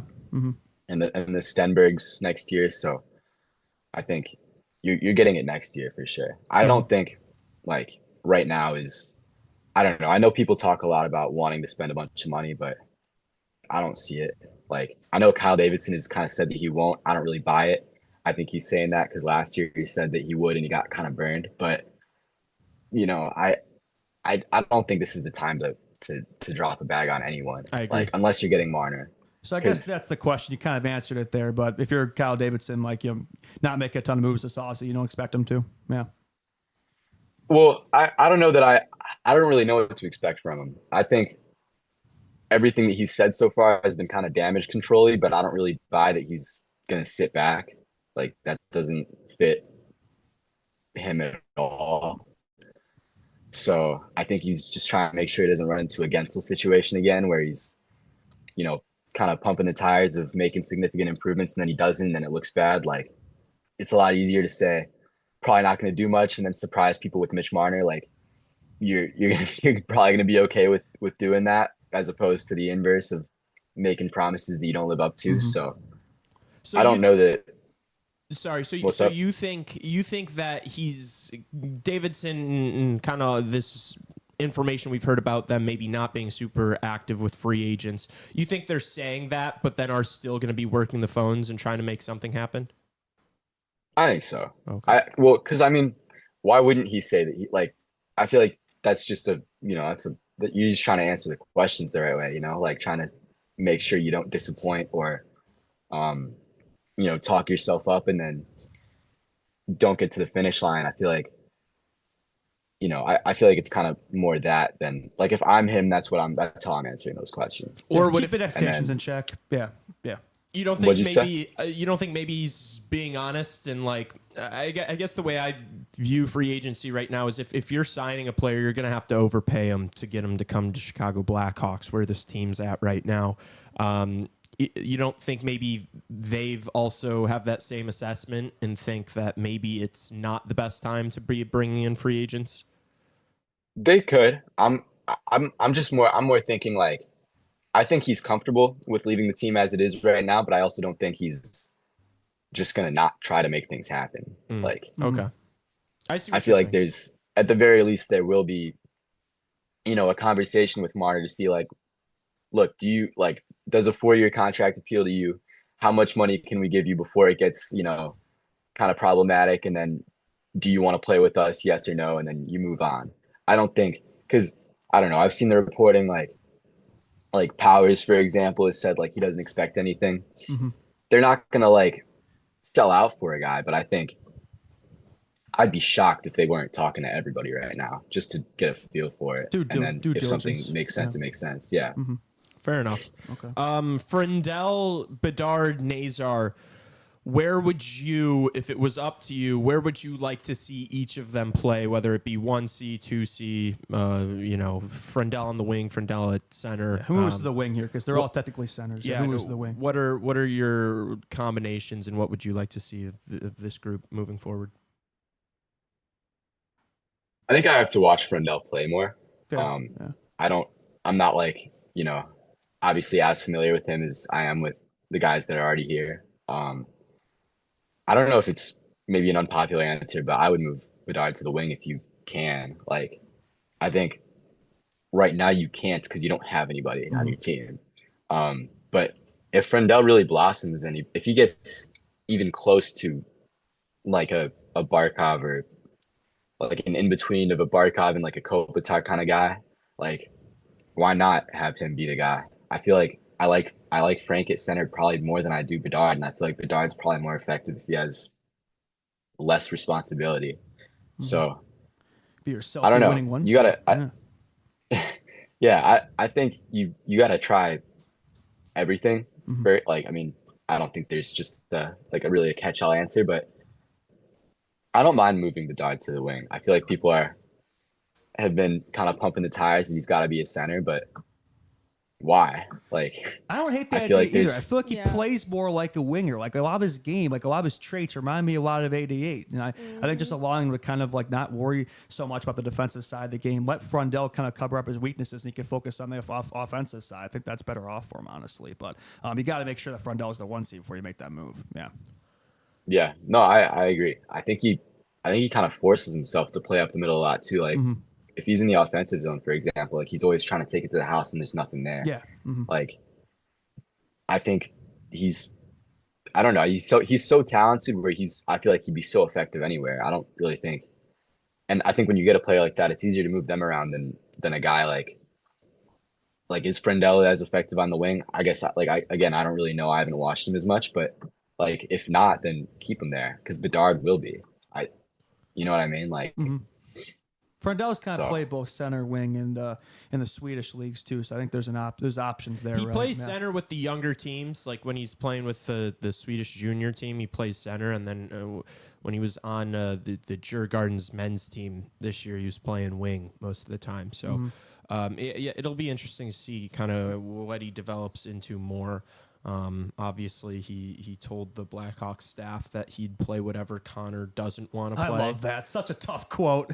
I know that. it's a good answer. Yeah. Yeah. He knows his role. He knows he's the number 2. He knows he doesn't have to be the guy. Betsy's the guy. But I also think Frundell, it's like a lot of his strengths are Betsy's weaknesses. So I think it's a good thing. I look at like his puck control and his defensive game, right? And aspects of that, his skating, is decent as well. Like I think they should be able to complement each other pretty well, which I think that was probably the vision Kyle saw in his size too. Obviously, I'm sure can't ignore that. Yeah. And he also told the media that he's going to be trying to make the Blackhawks roster, and if he doesn't, he'll be going back to Djurgårdens. Would you rather see him in the NHL this year, or do you think it'd be better to give him another year in the Swedish league and then have him come over the following season? I mean, I'd rather see him in Rockford, but I mean, they haven't really made it sound like that's on the table. So Yeah, I think it kind of seems it's like he doesn't want to play in Rockford. I don't blame him. yeah, exactly. Yeah. I mean that'd be my preference, but I don't. I just don't expect him to make the team. I think they have too many guys right now that they know that they don't really have to play him this year. And he will be fine in Sweden, and I'm sure he'll perform and progress over there, to a similar extent that he would, on the Hawks. But I feel like there's just so many guys. Like there's so way many. too many players. Yep. I mean, especially down the middle right now, just going, based on where these guys played, in college or in juniors or whatever, there's so many guys.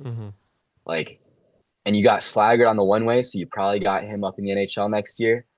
I don't even know that I would really want that, but you got to do it now. So that's somebody that you kind of can't take out. And then I don't know. There's just so many players. And if you add a guy in free agency too, like where do you fit him? That's I don't know. That's why I'm completely against going out and acquiring another free agent. I think the 1-for-1 swap with Burakovsky and Veleno is fine. It makes you a little bit better.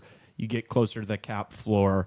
I just think that there's so much that the Blackhawks still need to find out about this young prospect pool, and I think the fewer roster spots you have available, the harder that's going to be. You're just taking spots away from your futures. Yeah. Yeah. Are there, I guess, with that being said, are there any guys that you'd like to see the Blackhawks move away from or trade this summer? Maybe like a Jason Dickinson or a Lucas Reichel, and any guys like that? I'm more keen to moving a defenseman. Really? Because yeah, we've got for a lot me, of I them. think We have like 10 under 23 defensemen. Yeah. yeah, exactly. Yeah. I really like Kaiser. I think Kaiser is really good. Yeah. Skating's impressive. Yeah. When he was drafted a few years ago, he was somebody that I watched a lot because Bowman, that was one of the Bowman years when Bowman drafted him. So Yep. I remember I watched him a lot, and he's so good. I mean, he kind of struggled the first half of the year, and he came back up, and he was awesome. I think he's a player, and you got to keep him. So what do you do because you can't have because you have Vlasic, you're not moving on from him. Mm-hmm.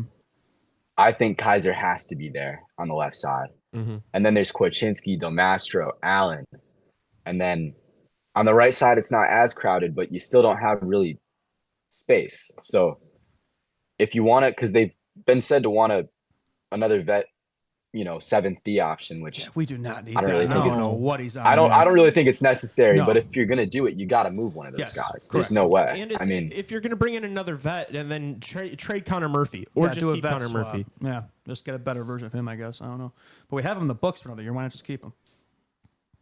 yeah, I'm good with Murphy. I think he'll probably get moved at the deadline if he's healthy, but I wouldn't trade him right away just because of where we're at. You But- want at least one vet back there. It's a young decor. Yeah. Yeah. Mm-hmm. But so I would probably move. I don't know. Maybe it's probably unpopular, but I don't see the need for a Kevin Korchinski. Yeah, I agree. Oh, we agree. Like, Yeah. okay. I know a lot of people really love him. but So, I think when he's you have the most. Vlasic, Renzel, and Artie, you got He's- 3 studs up there. He's probably the most expendable, I'd say, at the top. Yeah, he's the prospects. most You could get expendable something for because him, it's too. like even people say like, oh, he could be a really solid third pairing power play quarterback. We don't need that. Like Renzel No. looked We have 2 great. power play Lev Chenal quarterbacks. looked really good too on the power play this year. So yeah, I agree with you, and I think Korchinski probably has the most value of all those guys. I think a move with him makes a lot of sense. I know people really like him because he's a cute kid, but I just from He's from Betsy's what best we've friend, seen, right? I Yeah. think you bringing up Wyatt Kaiser is a good point here because I think Kaiser looked significantly better than Korchinski has on the left side, and just their defensive capabilities aren't really even close. So. Yeah, I agree. I think that's a solid point. Though, if you were to move a Kevin Korchinski, what would you be looking for in return? I don't know. I think that's tough. I think And I don't guess- really know sorry, who wants sorry, not to a cut Kevin you off, but like Korchinski. it doesn't have No, to yeah. be a specific player. But like, would you want a forward then? Yeah. Like with the trade for Kevin Korchinski? Maybe. I think I don't know who wants a Kevin Korchinski right now, to be honest. Like I feel like there's not really a lot of teams trying to sell or get that much younger. I feel like mostly like unless you look at like a Pittsburgh maybe and you want like who do you get from Pittsburgh? Like maybe Raquel. Could be a fit, but like I don't know. I almost like in a perfect world, I would almost just kind of like get rid of him and get like a first round pick in like 2030 or something to use like for as a trade piece when you're good. Cause you got so many guys right now. Yeah. I don't know, like, because even if you use him to upgrade at the forward position right now, or if you get another forward prospect, like, you're just adding to a list of names that's too long. Which is why I like that over the last couple of years, Kyle's been getting his firsts in future years. Like, he's not getting them all right, like, all at the time that he traded for him. Like, we got Florida's pick next year, and the pick that we used, what was it, Toronto, from the Jake McCabe trade a couple of years ago. Like, I think that's a smart way to do it. So I don't like, because you can't really move him later on for a better piece, because I don't think he's going to progress much here because he doesn't really have a spot to. And I don't know. I worry that the more time you wait with him, the more his value goes down. And we've seen that Yeah. with Lucas Reichel. Hey. Yeah. Sorry. Exactly. No, Yeah. it's, Sorry. it's true. It's true. Yeah. Don't get me wrong. It's true. Yeah. Yeah. You got to make a decision now. Yeah. Exactly. No, I agree. What do you think about then- the coaching staff next year? Jeff Blashill. Yeah. I don't know. I'm like, it's hard for me to make a judgment because Yeah. obviously his team sucked, but you know, like how do you judge a guy with a roster like that and a record like that? It just doesn't. It's not really fair to him one way or another. I like that they went with a guy who was on a staff of winners. I think that's a good approach. I was never that big on the David Carl stuff Really? at Yeah. this time, just because I don't know. I know that he has a great history with young players. I know that he's an awesome college coach, but I kind of wanted a guy that was here before. He's Not not the first necessarily like coach. Yeah. not like a journeyman guy. Like I don't want like a Laviolette, but like I liked the idea of getting someone that's at least, familiar with coaching the NHL. And so I think Blatchell's fine. I'm not gonna like freak out too much about a coach before I see how the team plays.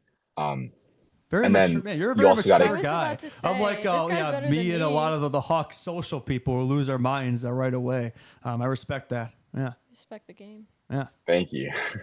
What are your Sorry, What's up? if I didn't want to cut you off. What are your No, you're good. expectations for this team next year? I know we obviously don't know exactly what the lineup's going to be, what the roster's going to be. A lot of stuff is Honestly, going to happen from I think that. we might have a pretty good idea. Honestly, I don't know if there's going to be much more that happens from now until then. But what would you like to see from the Chicago Blackhawks this season? Whether it's standings wise or maybe more even big picture stuff and like player development this season. Well, we're gonna be bad.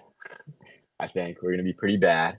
I can't envision us out of the bottom five for without a doubt. I think there's no one really getting worse right now. Yeah, but that might be maybe that's like if nobody's a lot of these teams are going to get worse. They might not be trying to. I would be wanting to get worse with that certain player in next year's draft. I think it'd be good timing for some teams. Yeah.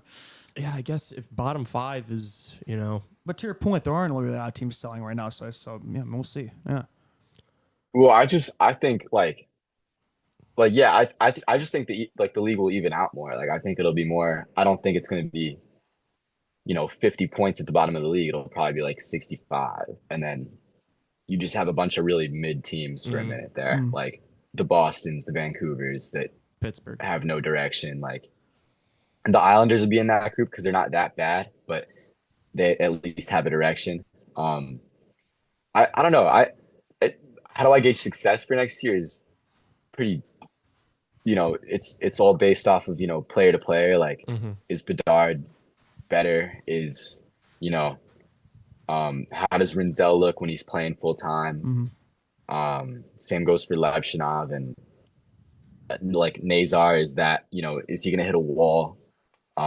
Stuff like that. So, but I also wouldn't say that one guy not succeeding is really like the end of the world. Like if, let's say, for example, like Colton Dock looks like a dud.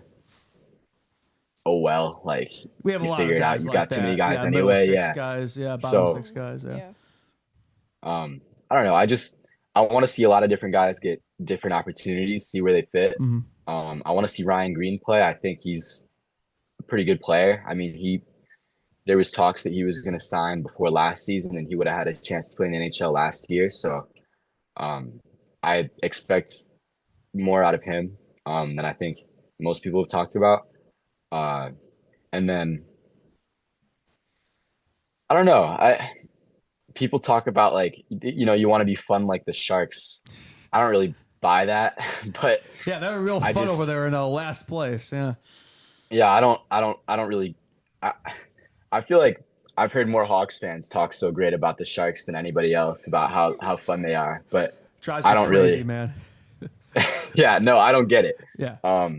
I feel like we're in the same kind of spot. Mhm. I would like a points increase, but at the same time, if you're not winning more games, but you're playing significantly better, and that's, like you can see that, that's fine. So I don't think you're in the territory of worrying about being a Buffalo yet. So Yeah, so you brought up some names there. Who are some like the young Hawks you're kind of most excited to watch next year? Maybe potential breakout candidates of the like. Yeah. breakout's tough because I don't want to say Nazar because I feel like he kind of broke out over the tournament over the summer. Yeah. But I mean, Bedard's got to score more. Yeah. He's got to shoot more. Yeah. I mean, he has to. Mhm. I think there's been a fair amount of excuses, and maybe it's not really totally been his fault, but there are things that are in his control that he can be better at, and he knows that. And then I don't know, for like breakout's tough. I guess I could say like maybe Rinzel or a Kaiser. But offensively, I don't know, because I'm only really looking at, guys like Bedard and Nazar that I have super high expectations for. I don't think like a great Ryan Green season for me is like he plays 65 games and scores 35 points. Is that really a breakout? Probably not. But like, I think that puts him in a good spot. I think there's a lot of guys like that more so than like, there's no one going to be exploding, offensively, in my progression. opinion. Okay. Yeah. Fair. Are there any guys that are maybe on the fence, whether they're going to play in Rockford or with the Blackhawks, that you think you really want to see start on the Blackhawks next season? Other than Kaiser, like I think I can't allow Kaiser to play in Rockford. I'm a big Kaiser guy. I think he has to be up here day one, and he has to be playing a lot. And then I think probably Green. I think I want to see him play a lot. Green FN. Yeah. I think he's a player. I have no doubt that he will be an NHL player somewhere, like probably just a bottom six guy, but I think he'll be a good one. And then I don't know. I'm not like the biggest Colton Dock fan. I think he's okay. He just kind of like he doesn't really use his size as much as I'd like him to. Especially in the corners. I think he gets to the net, which is good, but if you're not winning puck battles, like in the corners especially, I don't really think you're using your size to the best of your ability, and I don't think he does. But I don't know. I was thinking more before, but I don't know. It's tough because you only saw him for a few games and he looked super energized, which was great. I'd love to have a guy that just flies out there and is kind of a pest, which kind of feels like is what he'll end up being, but I don't think he necessarily has to play in the NHL. So I think short answer, Kaiser for sure. And then maybe Green. Follow-up question. Blackhawks Dev Camp is this week. Who are some of the prospects we haven't seen yet on the NHL squad who excite you the most? Yeah. I don't know if Boisvert is going to be there, but I like him. Yeah. I think he's good. He will be. I think Good. Yeah. I think he'll be solid middle six center for sure. And then I don't know. I obviously like Frendell and the first this year. Kanserov won't be there, will he? Because he's still in Russia. He's got one more year, unfortunately. I think that's like someone that I'm really excited about. Oh, yes, That he we're won't all be at super Dev excited. Camp, but Yeah. Misiak, Lardis, Mustard, Nestrasil, Pridham, Spellacy, some of the guys that Van Acker are going to be guys at the Dev Camp right now. I think Pridham's probably a projectable bottom six guy, which is good. I don't really see anything in Misiak at all, to be honest. I think he's a skill merchant. Yeah, and he doesn't. The problem is he's not that good. Yeah. So it won't take him all that far. I don't really see him playing a bottom six role. Just doesn't fit the player. You a big Mustard and then guy? I can't really say that I've watched much of John Mustard play hockey. Our So chat guys are always hyping up Mustard. I think it's just because of his It's name, the but name. yeah, I'm No, sure. yeah, I'm not sure good- studying great name. up on John Mustard film. Can't say I've seen a ton. Yeah. no, I'd be lying if I said that if I knew a thing about his game. So Yeah. Do you feel I strongly don't about know. Nick Lardis one way or another? Yeah, because there's been some pushback with him, but I don't know. A guy with 70 goals in juniors, I don't think you could just scoff at that. Yeah. yeah, I mean, what's his worst case scenario? Brandon Peary, like Yeah. Oh, So- I haven't heard that name in a while. Used to be Wow. my you get a couple Yeah. good goal scoring years out of him, and then like I don't know, I don't think he's gonna be DeBrincat, like Yeah. but I think he could be fine. Yeah. Contributor. I don't think he needs to be a star. Yeah. Like You didn't draft him to second be one, unit so- power play merchant. Yeah. I like- 20 something goals. Yeah. I think if people are plugging him in to be like a like a stud or something, like maybe you'll be disappointed. But Yeah. I never had that high of expectations in the first place for him, so I'm just happy to get anything from a third round pick. Like the way the odds are with those guys, like you're not gonna get a player. So if you do, you're happy. Like I don't think you need to. I don't know. I don't really think about it like he needs to be a big producer because you didn't draft him in a spot where he has to be. Yeah. Like Mhm. you didn't use a big asset on him. So if he's anything, It's cool. a win. Like yeah. Fair enough.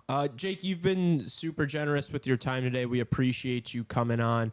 Anything you'd like to plug to our audience before you get out of here?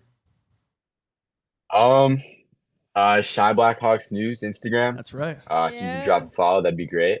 Nothing else. Thank you guys for having me on. Awesome. No, thank you so Thank much for you. joining us. It's been a pleasure. And have a great summer for sure. Appreciate it. You too. Of course. Have a good one. Thanks, Jake. All right.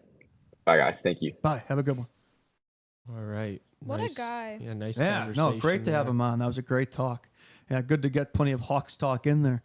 Yeah. Maybe the most level-headed Blackhawks mature. social media. I was person. like, yeah. I want to be you one day. I wish I could be like that. Right, exactly. And the fact that there was little to no Reichel talk was great for me. I was going to say. I mean, like, Yeah. I know every single time somebody says Lucas Reichel, the eyes go to me, and I'm like, hey, listen, you better watch what you say. No, I'm kidding. But no, I mean, like, every single point that he made was just so valid, and I saw it all. And, like, I really do agree with him when he was like, we need to see a little bit more of Frondell before we can determine his specific role in our top lines, because I can imagine that's where he's going. Oh, he just got a message to quote Natalie, "The man that you are, Shy Blackhawks news." Yes, the man that you are. He's just so mature. Like I'm immature, man. I'm like, Oh, me too. I'm a guy who's like right away just going off like,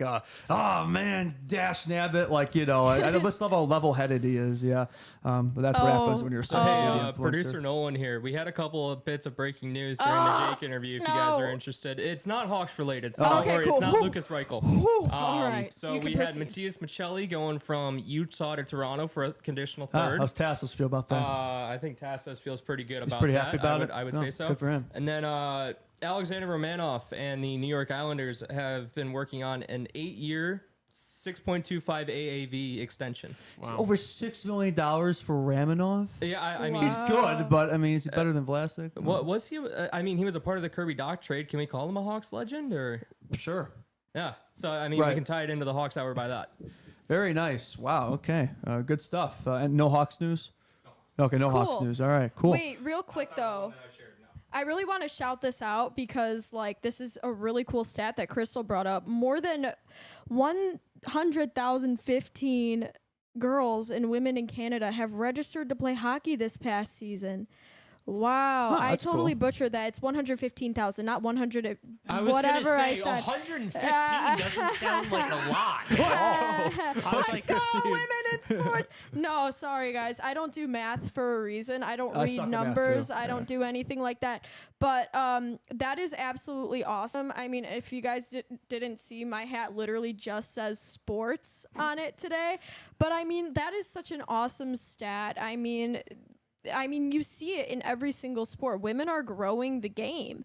And I mean, how else are people supposed to get into this? Like the PWHL and all that kind of stuff. Like, this is a really, really good stat. And I mean, hey, it's Canada. Canada's being pretty baller here. But like, that's amazing. Thank you for bringing that up. That made my day. That's awesome. No, really, really good stuff there for the game of hockey as a whole.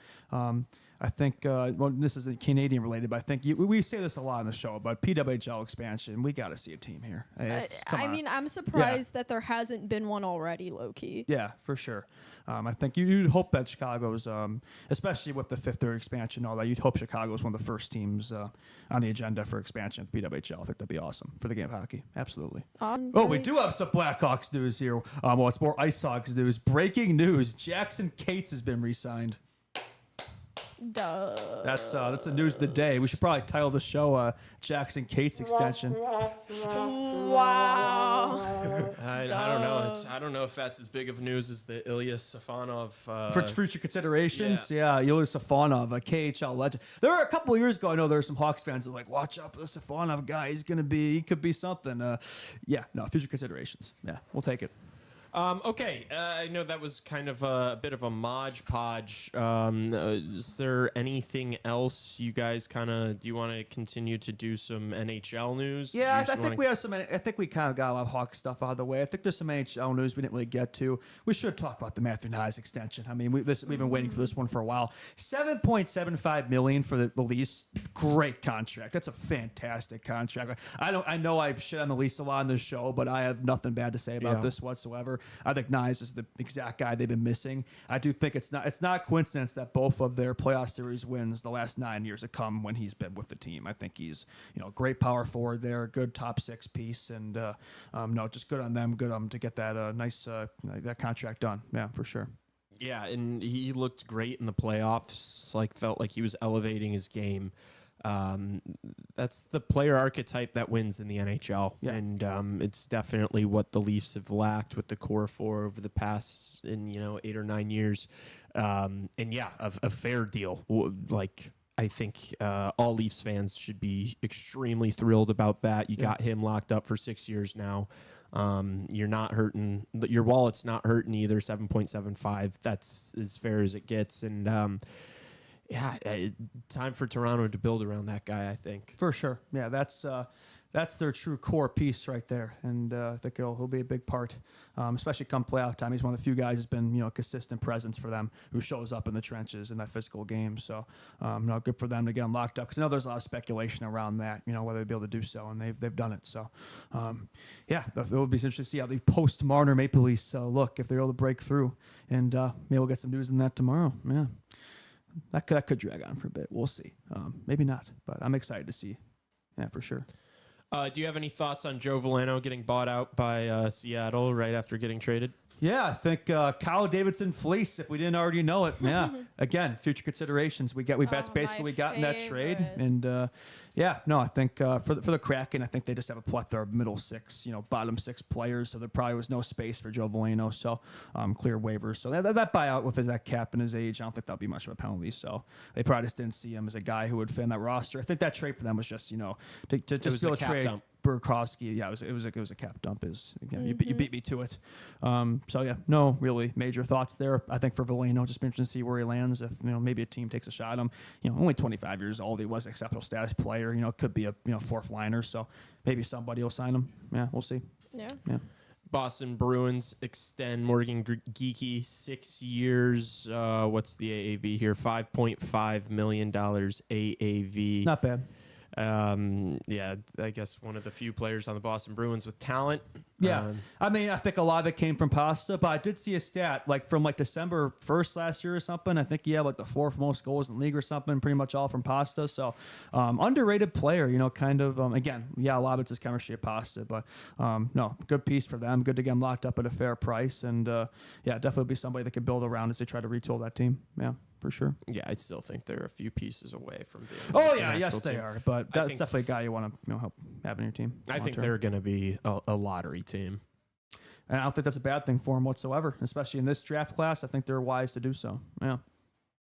Yeah, we'll see. We will see. For sure. Yeah. Alex Pietrangelo undergoing some surgeries.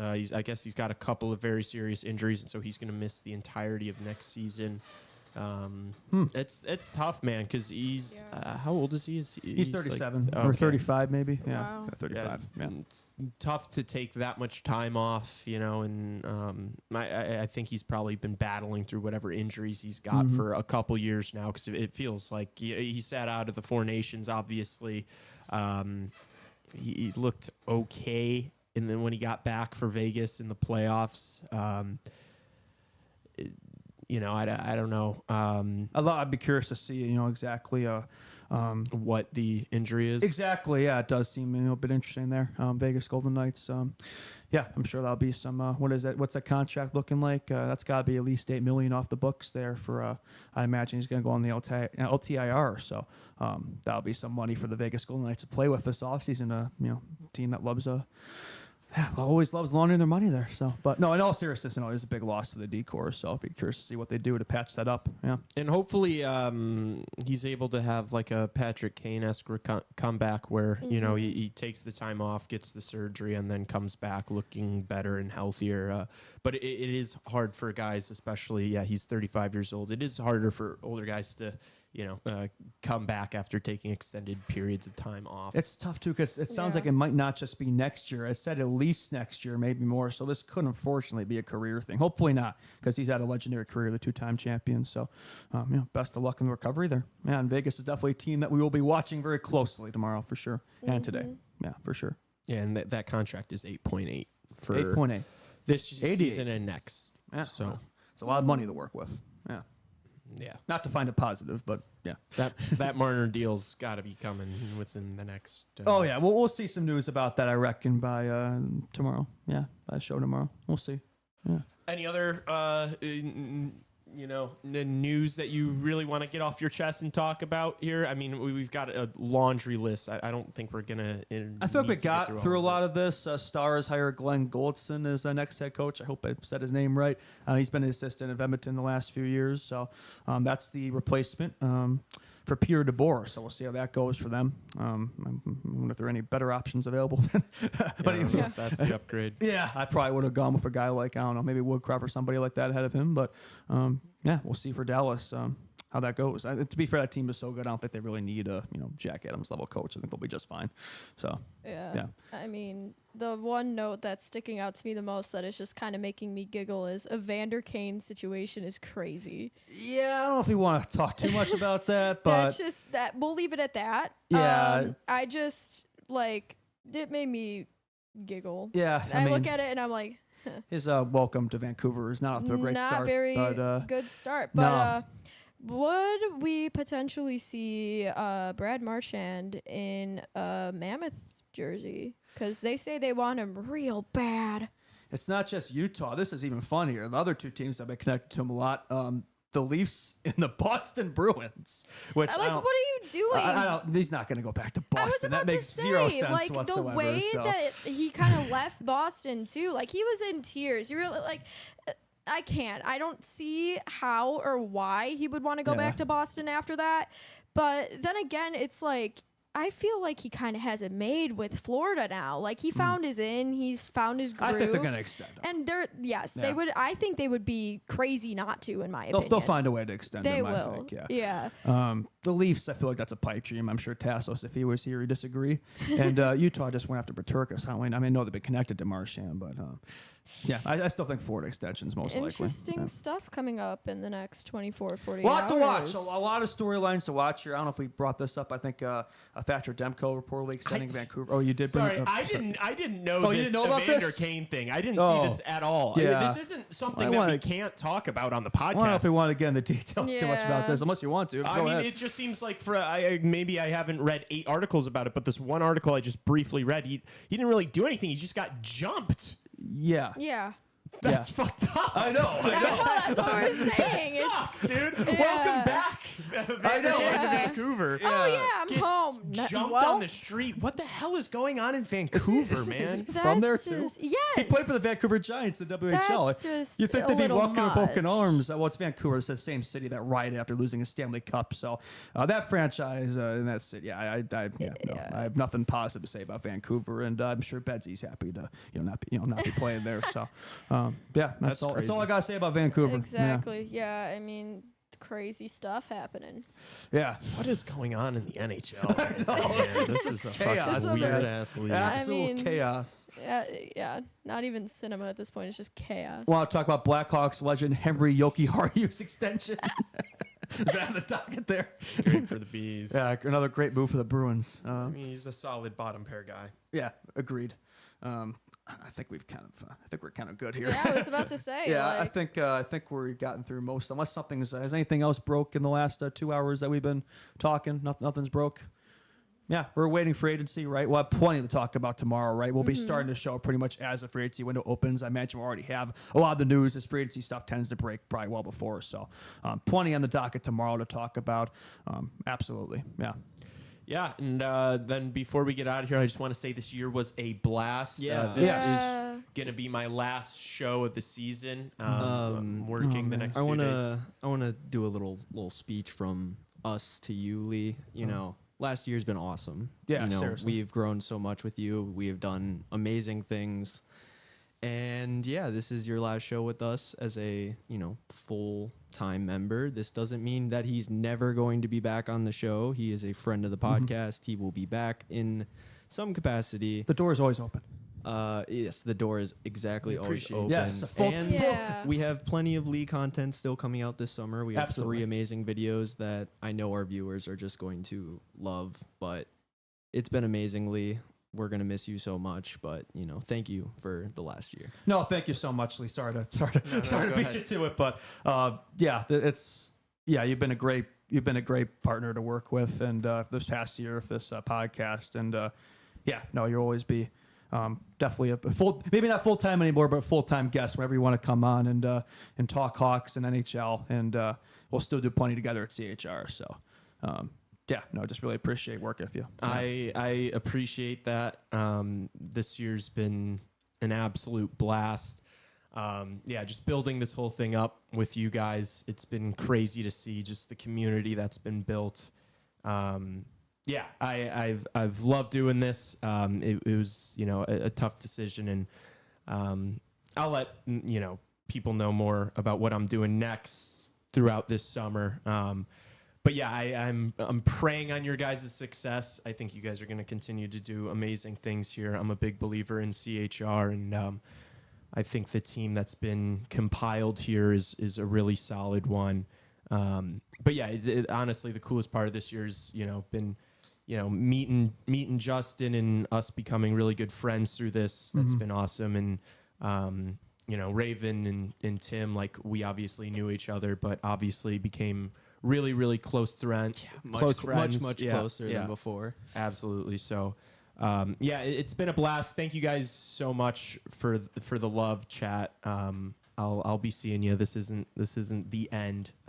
This isn't a goodbye. It's a It's see a you see you later. later. Of course. Absolutely. I'm gonna Absolutely. cry. Yes. Exactly. Stick taps and W's for Lee in the chat. I want to see everybody. I want to see W's, Lee, from everybody right now. Love you guys. All right. Yes. All right. Before I cry, we got to wrap this up. Oh, me too. Honestly. All right. All right. Appreciate the hell out of you guys. We'll see everyone tomorrow yeah, for another Absolutely. show. Oh, so and we got something else pretty fun cooking we this got a week. lot planned. Yeah, so a lot planned for the last 2 shows of the year, and plenty for the summer, and yeah, just keep the momentum rolling going the next year for sure. Everyone enjoy. See ya.